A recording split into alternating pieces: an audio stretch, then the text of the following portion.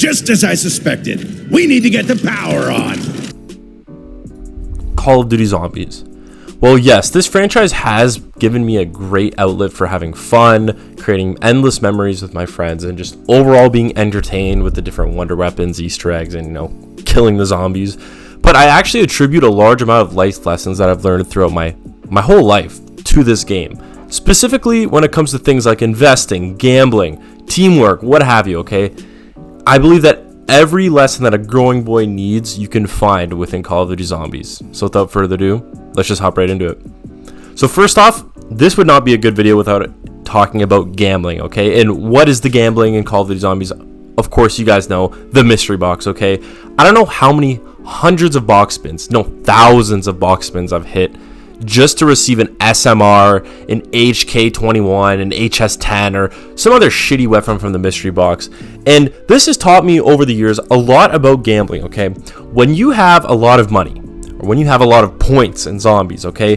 When you have, let's just say 10,000 points in zombies, what the last thing you're going to want to do is gamble all that away at the mystery box just to receive nothing in the end of it. Because that feeling of dread, which I know you've had it, I've had it too, is terrible, okay? When I've gambled all my money at the box and I just come out with a weapon worse than what I started with, it feels terrible. It's one of the worst feelings ever. And so that's why I feel like I've never gone into gambling debt. I've barely even gambled in my life. I've been to one casino once in my whole life. And when I gambled like 2,000 points, much akin to when I'm running around the map on Liberty Falls, for example, and I run by the mystery box. Sure, I'll hit it once or twice, but I'm not going to spend all my money there. I'm going to go ahead and do what else I need to do and get out, right? Just like at the casino, I'm going to walk by the slots or whatever, the roulette table once or twice, do the roulette table once or twice. And once I lose, I'm going to move on and go to a different area with my friends, okay? So that they can spend all of their points.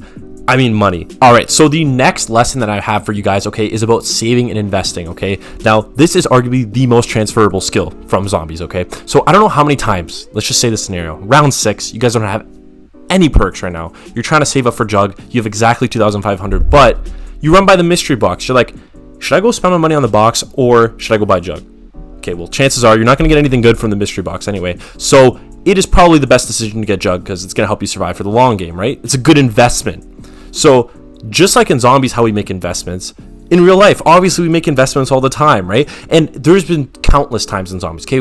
It's figuring out, okay, do you want to save up for a door? Do you want to get a wall weapon? What about saving up for Pack-a-Punch or spending a couple more box hits to try and get a better gun, right? We do budgeting and saving and investing in zombies all the time, okay? You are always trying to invest your money, seeing what doors to buy, seeing what are the optimal paths, right? Seeing what traps to buy and when. It is literally something that extends from the very beginning of the game to the end, okay? Point management, point budgeting is huge, okay? And this is perfectly transferable to real life. In real life all the time, you have to make investments, okay? You have to make choices. Like, oh yeah, do you want to go spend your money on the night out, go to the club, go get drugs or whatever, drink? Or do you want to save up that money to go maybe put it in for your car insurance or to go even buy a car? Or what about student loans? How about buying an insurance, a mortgage, whatever, right? And this is like highly transferable to zombies, okay? I'll give you the biggest example, okay? Saving up 5,000 points for Pack-a-Punch. This is a lot of money, okay? This is something you're thinking about for a long time during the game. Yeah, I need to get my gun Pack-a-Punch. And just like in Call of Duty Zombies where you're kind of choosing, which one do I spend all my money on? Because once I spend all my money on it, it's gone, right? It's just like real life with when you're trying to get a girlfriend. Do you really want to choose this one and spend all that money on her? Or do you want to choose a different one? No, guys, I'm just kidding. Do not hate this video, please, please, please. Anyway, yeah, you guys get the gist. We've all point budgeted in zombies. It's super huge. It literally is like keeping 2,000 points in the back of my mind. Like, just anything, like just safety money. Like, oh yeah, I want to have at least 1,000 in case I go down. What about I want to have at least 500 in my bank account in case I lose all my money, right? Just shit like that. You learn saving and investing quite well from zombies. It is necessary to progress. You need to invest in yourself, just like in real life. You need to invest in yourself in order to progress. All right, so the next thing that I've learned from zombies is something that's quite transferable to real life, and it's talking about maximizing while you're young, or maximizing while things are easy, okay? So what does this mean? This means taking advantage of things of life when life is easy. For example, the early rounds in zombies, what are you doing? You're knifing, you're shooting them in the leg, you're taking it really slow because you can, right? Just like in real life, when you have certain breaks going on, when you're young, when you're living in a house with your parents, right? You should be maximizing that time, grinding away at certain things because you know that your bills are paid or whatever, the house is paid, the food is for the most part paid for, right?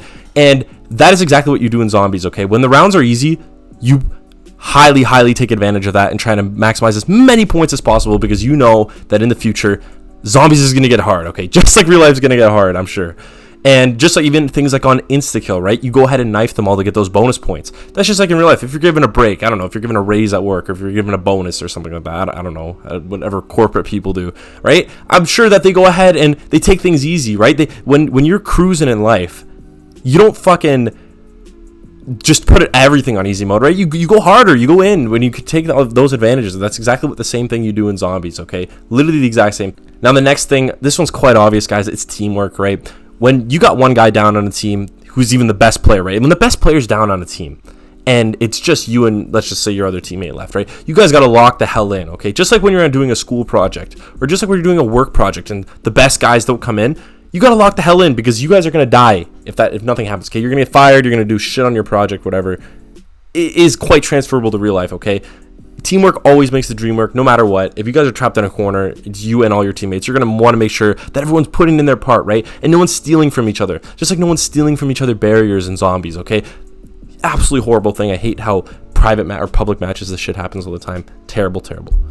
Okay, the very last thing that zombies has taught us, okay?